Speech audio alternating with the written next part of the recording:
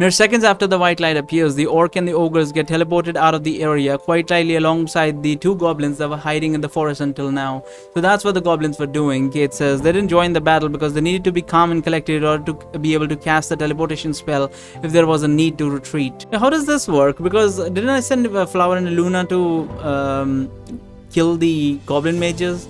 What are the orcs? Flower says all of a sudden as she appears from behind the trees. Did I manage to get away? Oh, you've killed the three with the shields and maces. The captain still got away. The captain still got away though, Eluna says, and so did the ogres. By the looks of it, what happened to the goblins? I said, didn't you manage to reach them in time? Whoa, Flower says as she suddenly sees me holding the tree trunk in my hand. She instinctively takes a step back. No, Eluna answers. None of the goblins had cast a suggestion spell similar to one Kate is using to keep enemies away from our camp. The spell wouldn't let us get near them unless we knew their exact location, but we need to focus on it while heading towards them. We tried to get Araka to describe the scenery around them for us, but it took too long and they eventually teleported out of the area. So where did they go? I say, are they planning to ambush us again? I doubt it, Luna says. From what Araka told us, she can no longer sense any monsters around us. Given the relatively wide area she can cover with her magical sense, I'm suspecting that the monster went back to their main headquarters by now. Okay, guys, I know you're all having fun using trees as club and all, Darren says, but could you please drop those trees now? You're making me nervous. Oh, right, sure, Hardrick and I say as unison, as we both toss our trees to the side. Also, I'd really appreciate if you avoided using trees as weapon from now on. Darren says, hard enough to focus on the enemies at once, without having to also look out for where you guys are swinging those oversized club with hundreds of branches up top of them. Yeah, the branches might be a bit troubling. Oh yeah, don't worry about it, Hardrick says. They were just for fun. I fight much better without using weapons. I'm not going to lie though, Barry, Darren says. That was pretty impressive. Hey, thanks, I say. You weren't half bad yourself. Man, those ogres that I fought earlier were quite something, Hardrick says. I had almost as much trouble with them as I had with the ogre captain from the fort. It's a shame that they got away. The orc captain seems to know his stuff too, judging by how long he could hold a stalemate with Darren. Yeah, I said, this is the first time when we ran into monsters that are so strong and so well organized. Lila, you said earlier that there were one of Tyrat's elite squads. Yes, Layla writes, he usually only dispatches his teams for special missions. I'm guessing that this particular group was sent here specifically to target you guys. Since he could no longer kill you personally due to the pact with Aiden, he must have sent at least one elite group to guard each of the city's exit, but they couldn't stay too long, too close to the city gates without being detected, so they made their ambush here in the forest. Do all the elite groups have the same team composition? Do Tyrant have any teams that are stronger than these elite squads? Yeah, that's probably what I'm interested in. He used to, Layla, right, but I don't think he has them anymore. I heard that there was a time when he actually had teams of dragons under his rule, but this was likely before he became unable to maintain his molten lava form at all time. From what I understand, the dragons in Varathia now live isolated somewhere in the mountains. They don't want to have anything to do with Tyra, despite his claims of being the king of all dragons.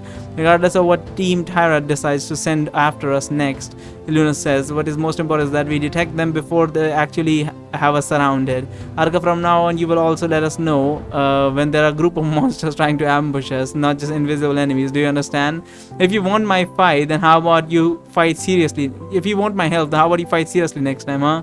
Arka says, what was with that ridiculous performance of yours in the fight from earlier? Why didn't you use the drowning technique that I taught you on them, like you did yesterday on the dragon? It's not like their anti-magic helmets would have prevented them from breathing water into the lungs. I've already told you countless times, Luna says, I've never managed to fully control that technique. What I did yesterday was a gamble. I only did it because we were running out of options. Even so, I had to time my spell perfectly, so it cast it exactly as the dragon inhaled. When he was preparing to breathe his fire, this way Tyra's lungs were already full of water before he could react. If he had any air left in his lungs, he could have simply blown some air out of his mouth and my water bubble would have disappeared into thin air. That's how little control I have over this spell. And aside from this, I can only cast it on one person at a time. If someone breaks my concentration while I cast it, the spell will be undone in an instant. Well then, why don't you master it? Araka says. Why did I waste my time teaching you such a useful technique if you're not going to practice using it? Do you really hate me so much that you are willing to limit your spell arsenal just to spite me? Fine, Luna says. If it makes you shut up, then I will start practicing the spell. Now, will you agree to warn us about the monster spells or not? Of course, Araka says. After all, it's also in my best interest that you two remain alive, at least until I manage to take control of your body. So Darren, I say as I look at one of the dead orcs in front of me, the armor that you're wearing right now is anti-magic armor, correct? Among other things, yes. Darren says. So why aren't you also wearing a helmet to go with the set? I say. You saw how useful those anti-magic helmets were for the orcs just now, and if you're already going to wear full heavy armor, helmet isn't exactly going to weigh you down a lot more. It's not about the weight, Darren says. It's about being aware of my surroundings. Being these mindless brutes might be okay with losing their peripheral vision over some extra defense, but when you're on the battlefield with enemies coming from every side, limiting your vision is the last thing any sane person would want to do. And there's also the fact that this scar I have on my forehead makes me easily recognizable to most people nowadays. When people recognize me, they usually tend to get intimidated and not engage in battle, which helps avoid some unnecessary bloodshed. This is interesting because this is the exact same mindset I have when I'm fucking driving around on a fucking scooter. Because you would definitely, if you wear a fucking helmet on the road, it's fine. In the streets, definitely not. I really don't like wearing helmets in the streets. You never know when a kid might just run out from some random house from random where, and like some dog or something might just run into you. So that's why I really don't like wearing helmets in the streets. It's not like too much problem, but it's like a 30% perception debuff or some shit. It's kind of annoying, not gonna lie. Where were we? Yeah, there we go. Bloodshed. How did you get that scar anyway? Hadrick says. I've never asked. Why is it shaped like an X? Is there like a monster with an X-shaped tail that I don't know about or something? No, Ren says this X is actually formed from two separate scars that I got during the same battle. Oh, Hadrick says, suddenly getting more interested. Someone was actually strong enough to scar the great hero Darren twice during the same battle. May I ask who this was? It was my martial arts and enchanting master, Darren says. An ex-sage from the southern continent. Well, he wasn't a sage back when he was training me, but he became one afterwards, and he lost the title in the next year. He was extremely harsh teacher, especially when it came to martial arts. He was the type that always tried to make you learn lessons from your own experience rather than just giving you the answer himself.